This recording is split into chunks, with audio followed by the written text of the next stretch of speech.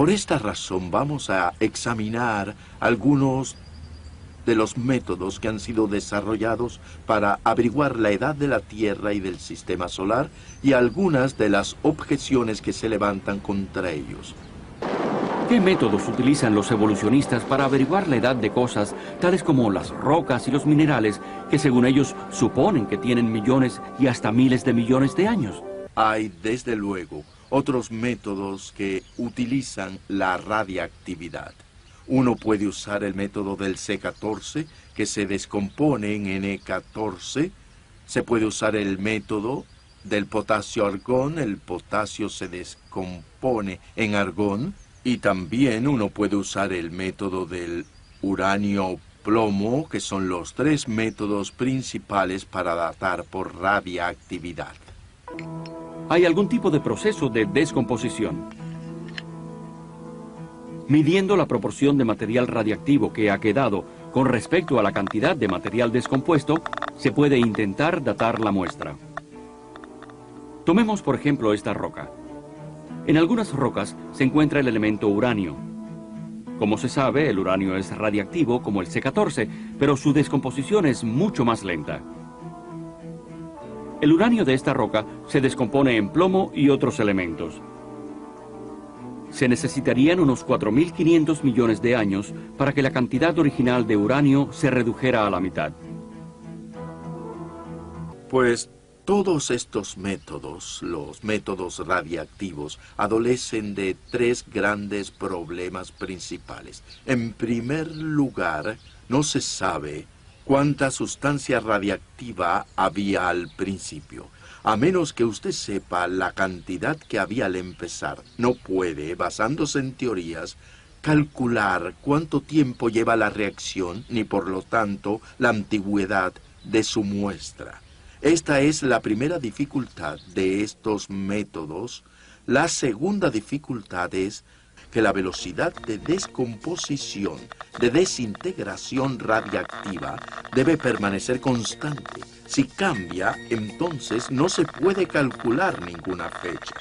Bien, tenemos pruebas adecuadas de que la velocidad de desintegración radiactiva puede variar, o sea que no hay garantía entonces de que la velocidad de desintegración radiactiva haya permanecido siempre constante. Numerosos isótopos radiactivos han mostrado variaciones en su velocidad de desintegración. El doctor Robert Gentry de los laboratorios de la Comisión de Energía Atómica de Oak Ridge ha probado recientemente que velocidades de desintegración radiactiva también han variado en el pasado.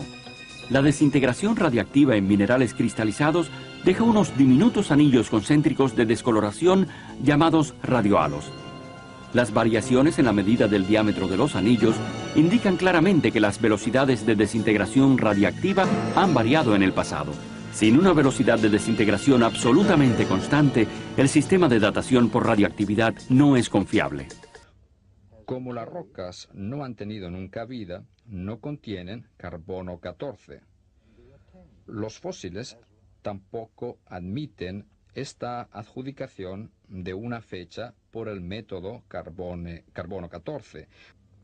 Tomemos un elemento radioactivo como el uranio. Este elemento se desintegra muy lentamente en un elemento no radioactivo, el plomo.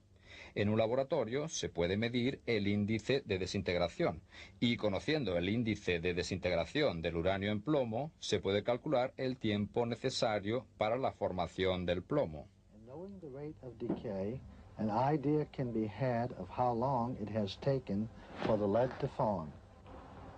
Entonces, si la mitad del uranio se ha desintegrado en plomo, conociendo el tiempo necesario para que el uranio se transforme en plomo, ¿se puede determinar la edad de la roca?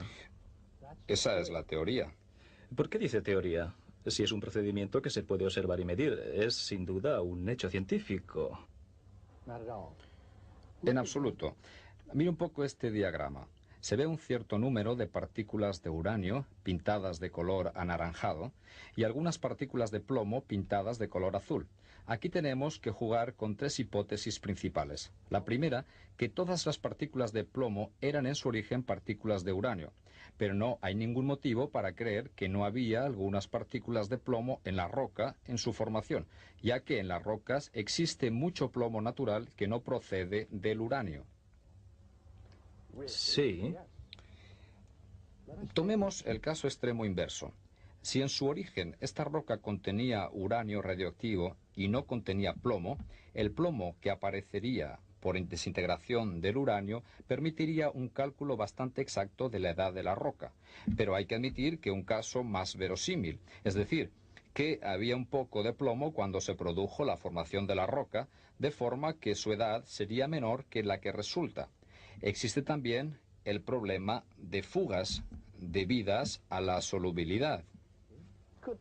¿Eso puede suceder? Claro, las sales de uranio y de otros elementos radioactivos son capaces de disolverse en el agua, abandonando por esto su rango. Por lo tanto, si una roca ha estado sumergida durante algún tiempo, por ejemplo, en un período de inundaciones, una parte del uranio puede haberse desprendido, de forma que la edad atribuida a cada roca con este cálculo sería más elevada que en la realidad. Hace menos de 200 años se produjo la erupción del volcán Kilauea en Hawái. Un fragmento de la lava de esta erupción, que había permanecido en el agua, pasó por la prueba del método del potasio-argón para adjudicarle una edad. El resultado obtenido tenía que ser de alrededor de 200 años. Pues bien, fue de 22 millones de años. Sin duda alguna, se desprendieron de esta muestra sales de potasio que son fácilmente solubles en el agua, dándole un aspecto muy antiguo.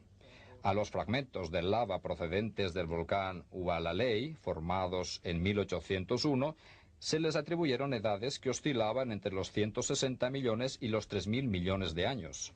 La situación no se mejora entonces. Existe otro presupuesto en la determinación radiométrica de la edad.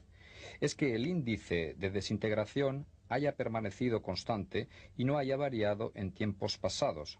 Sin embargo, muchos factores intervienen en la desintegración. Por ejemplo, ha podido aumentar la producción de neutrinos por la irradiación cósmica como consecuencia de un trastorno magnético terrestre o de la explosión de una supernova.